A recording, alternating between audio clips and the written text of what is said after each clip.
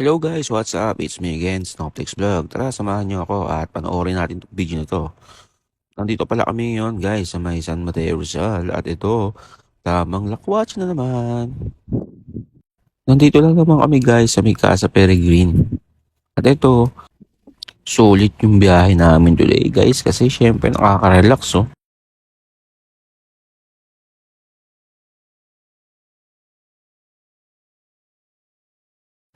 Sumakto yung panahon at kitang-kita nyo naman guys na napakatahimik at nakaka-relax. At higit sa lahat, yun ang view. Marami rin din ng activities. Pwede kang mag-zipline, pwede kang mag-archery, pwede kang mag-staycation na yun, may tent doon. At higit sa lahat, pwede kayo mag-picture-picture. Ayan o, tingnan nyo si kuya. Oh, my gulay. Meron din playground. Yung mga anak kasi dyan, pwede yung slide-slide dyan.